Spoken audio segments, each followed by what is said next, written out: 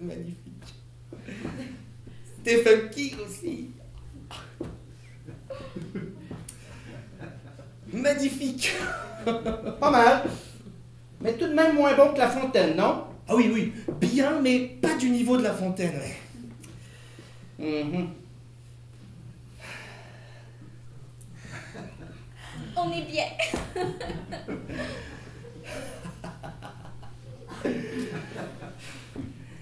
Tellement bien.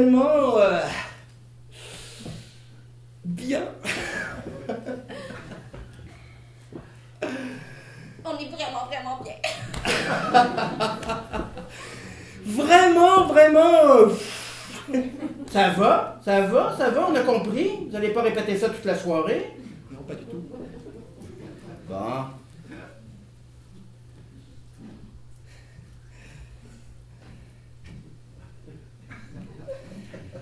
À propos de La Fontaine, Odile, tu ne connaissais pas une de ses fables par cœur? Oh oui! Le corbeau est en retard! Tu veux dire le corbeau et le renard? Bien sûr, qu'est-ce que j'ai dit? Le corbeau est en retard! C'est drôle! Alors, Maître Corbeau tenait dans son bec un fromage. Le renard, alléché par l'odeur, lui tint à peu près ces paroles. C'est pas tout à fait ça, mais passons. Que tu es beau, ton plumage et ton ramage. Je me suis toujours demandé ce que c'était que ce ramage. Enfin, peu importe, où j'en étais. Ton ramage. J'ai un trou. Ah, c'est pas grave, ma chérie, c'est pas grave. Pas du tout, même. Au contraire. Ben, au contraire de quoi? Non, je voulais dire, c'est pas grave. Je retrouve plus. Bon, en gros, le renard fait tout un tas de compliments au corbeau. Le corbeau laisse tomber le fromage, le renard bouffe le fromage. Oui, c'est ça. Ah, d'accord. C'est pour prévenir les gens qu'il faut faire attention aux flatteurs. Ils ne sont pas toujours sincères. Bien sûr. Vous imaginez? Elle a appris ça 5e année, elle s'en souvient encore presque par cœur. Si c'est pas ce qu'on appelle une œuvre marquante, ça? Ah, si, ah, c'est tout à fait ça. D'ailleurs, Odile a une mémoire d'éléphant. Elle retient tout. C'est encore plus impressionnant avec les programmes télé. Chérie, récite à nos amis le programme de, disons, de la 6 de jeudi soir dernier.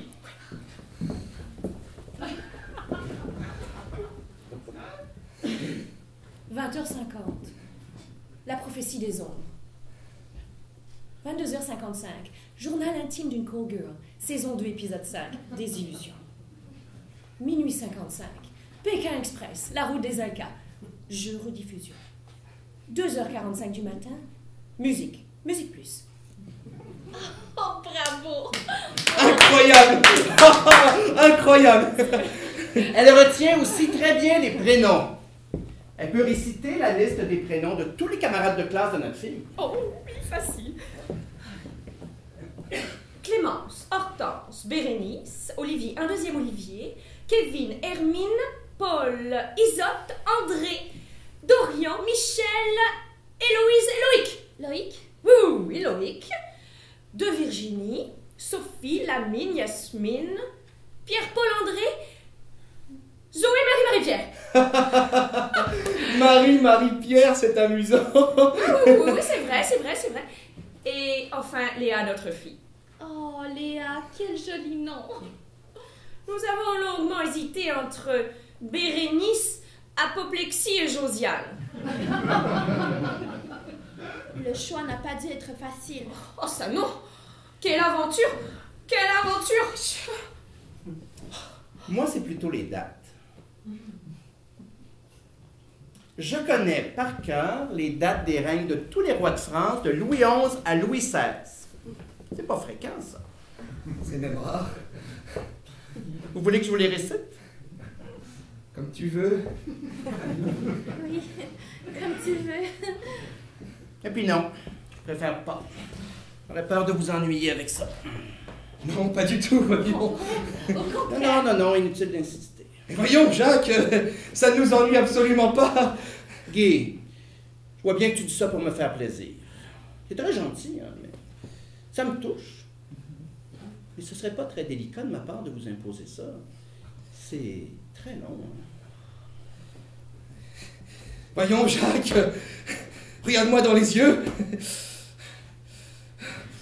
Oh, ça serait pour moi une joie vraie, profonde, que tu me récites la liste des rois de France, de Louis XI à Louis XVI, avec, si possible, les dates de début et de fin de chacun de leur règne.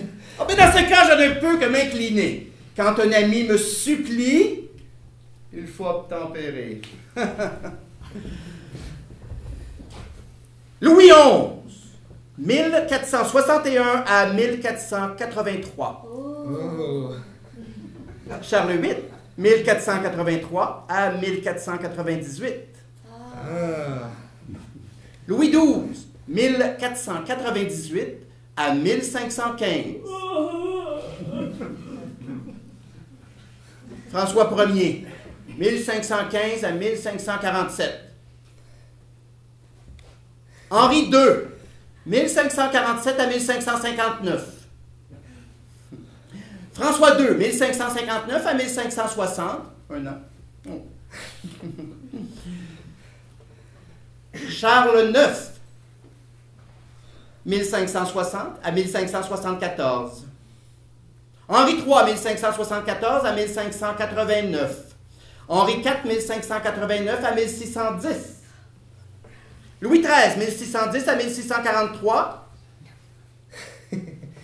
Louis XIV, 1643 à 1715.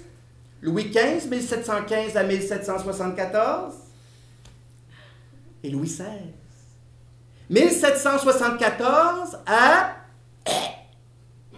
1700... 91, je crois. Non, 1792. Surprenant. Incroyable. Allons. J'ai pas tant de mérite que ça. J'ai appris ça en 5e année. Et j'étais à l'époque un peu amoureux de ma maîtresse.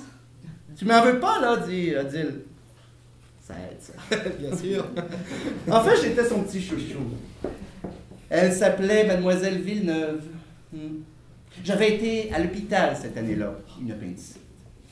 Eh bien, elle était venue me voir, moi, et m'avait apporté à moi un livre sur les dinosaures. Ah, je m'en souviens comme si c'était hier. Comme c'est touchant. Moi aussi, j'ai beaucoup aimé une de mes maîtresses, celle de 6e année, Madame Le Bienvenu. J'avais à l'époque de grandes difficultés en orthographe, et elle s'est montrée très patiente avec moi. Quelle excellente maîtresse. Oui, mais il y a des élèves qui donnent envie aux professeurs de se surpasser. Ben, moi, en 6e année, j'ai eu le prix de camaraderie. Ah, j'étais très sympathique, hein? Ah, mais tu l'es encore. Je me souviens aussi de ma professeure de latin, Madame Bulot. Bulette. Ou Bulot. Madame Bulatte. Elle me trouvait très douée. Oh, et elle ne se trompait pas, n'est-ce pas? Oui, c'est vrai. J'avais de grandes facilités en latin. Rosa. J'étais d'ailleurs une excellente élève. Oh, ça n'a rien de surprenant, tu es tellement intelligente. Ah, moi, il faut que je vous raconte comment je me suis fait réformer. Ah, ça, je suis certain que ça va vous faire rire. Ah, c'est sûr.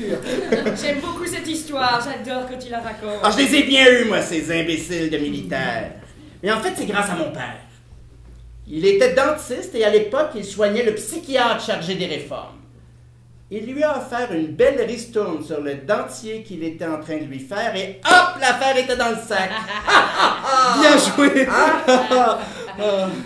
Ah, puis il faut que je vous parle de mon boulot aussi. Oh, Jacques, Oh, je craignais tellement qu'après une journée, sans aucun doute harassante, tu rechignes à nous parler de ton boulot. C'est tellement sympa de faire ça pour nous. Rien que pour nous.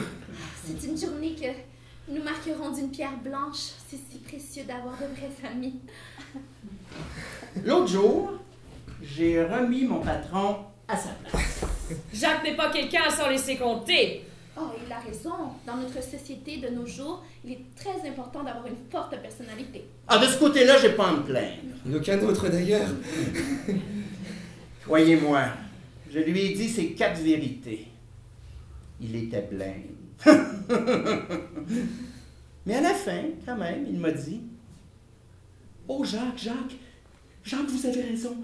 Je vais tenter d'améliorer tous les points que vous avez mentionnés. » Jacques, si tu savais comme j'aimerais te ressembler, ça serait pour moi un rêve. Moi aussi, je t'adore, Jacques. Et toi aussi, Odile, je t'adore, je t'adore. Vraiment? Oh, mais tu dis « Toi aussi, Odile, je t'adore. » Ah ben, je te demande si tu le penses vraiment. Et puisqu'elle le dit... Juste à parler. Bien sûr que je le pense vraiment. Sinon... Et Odile dit toujours ce qu'elle pense, hein. Dans ce « Je t'adore, Odile, je t'adore », il n'y a pas un peu d'exagération? Même pas un soupçon? Je ne crois pas. Tu es soudain moins sûr. C'est que... Arrête-toi là! Je sens que tu vas t'enfoncer. Que Guy m'admire et m'envie, je peux encore le croire. Je possède certaines qualités qui rendent possible ce genre de sentiment. Mais que tu adores, Odile, ça, j'ai un peu de mal à le croire. Odile n'est tout de même pas si formidable que ça. Elle est chiante, je te l'ai déjà dit. Égoïste, radine. Jacques me connaît si bien. Elle est envieuse aussi. Ça aussi, je te l'ai déjà dit. Elle est pusillanime. Pusillanime. Et puis comme moi, c'est intéressant. Pardon, j'ai peut-être exagéré quand j'ai dit « Odile, je t'adore ». Je pensais sûrement « Odile, je t'aime beaucoup, beaucoup ». Ah! Je m'excuse, je ne l'ai pas fait exprès. Quand je lui disais ça, mon père me disait « Bien, fais donc exprès de ne pas le faire. » Fais donc exprès de ne pas le faire. Oh, je m'en souviendrai, c'est une bonne leçon. Et nous avons encore beaucoup à apprendre, hein. C'est bon, c'est bon. Je passe l'éponge pour cette fois-ci, mais attention, hein. Je ne sais pas toujours aussi laxiste. C'est tout à fait normal. La prochaine fois, je sévis, c'est compris? Compris? Enregistré même. Vous devez me trouver un peu dur, n'est-ce pas? Mais mettez-vous à ma place. Nous sommes amis. Les meilleurs amis du monde. D'ailleurs, nous n'en avons pas d'autres et nous n'en voudrions pour rien au monde. Et qu'est-ce qu'un ami est justement en droit d'exiger? Eh bien... De l'amitié. Oui, mais c'est-à-dire? De l'affection. De l'amour même. D'accord, mais encore. Je ne sais pas, mais... un conseil, un soutien moral, un peu de sel en cas de besoin. De la sincérité. Enfin, nous y voilà. De la sincérité, oui. C'est la moindre des choses qu'on soit en droit d'exiger de ceux qui se disent nos amis. Pas de flatterie, de faux semblants, de compliments hypocrites, de la sincérité avant toute chose. C'est tellement important d'être sincère. Moi, je le suis toujours avec vous, hein. Je vous aime. Mais t'aimes-tu autant que tu les aimes? Pouvons-nous tout à fait oublier que ce sont des amis achetés? Mais puisque cela se fait, Cette amitié contractuelle ne fait-elle pas d'eux ce qu'on appelle vulgairement des vendus? Ah, mais Non. Nous vous aimons. Nous vous adorons. Nous vous aimons aimons beaucoup. Oh là, du calme, s'il vous plaît, pas de hauts cris. Ce serait trop facile. Ils hurlent, non, et parce qu'ils hurlent, il faudrait les croire sur parole. Vous vous dites des amis sincères? Eh bien, prouvez-le. Prouvez-le, d'accord, mais quelle preuve peut-on donner de la sincérité d'une amitié? Les preuves sont à la charge de la défense, pas de l'accusation. Article 1, 2, 3 du Code pénal. Oui, mais c'est très difficile de prouver sa sincérité. Nous pourrions vous aider. Oh oui, aidons-les, ce sont des amis, hein. Sacrifiez quelque chose d'important pour vous au nom de notre amitié et nous croirons à votre sincérité. Sacrifier quelque chose? D'accord.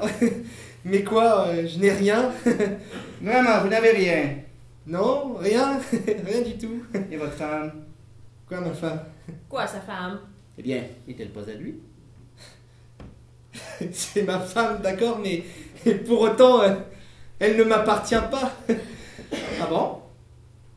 Mais non, enfin, c'est un être humain et aucun être humain ne peut appartenir. Quoi?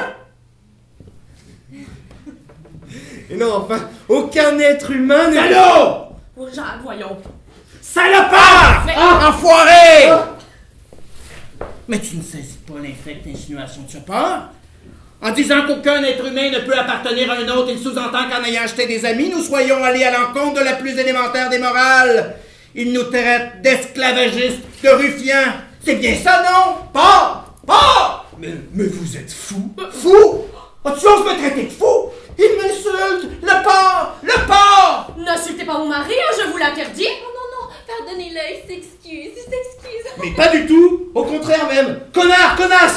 Je vous rends! Vous m'entendez? Je vous rends! Oui, nous vous rendons. Hein? Vous pourrirez des années sur des étagères poussiéreuses. On finira par vous renvoyer au stock ou vous serez passé au pilon. Au pilon. Non, pas le pilon. Rien à faire de tes pitiés, crève au pilon! Il faut se faire pilonner. Il faut se faire pilonner. Pas ça, s'il vous plaît. Ah! Quelle bonne soirée! Il n'y a qu'avec de vrais amis qu'on peut s'engueuler aussi librement! Ah, moi je me suis soulagé de toutes mes rancœurs et j'ai même pas frappé ma femme! Quel bonheur! Quel bonheur! Vous n'êtes pas fâché?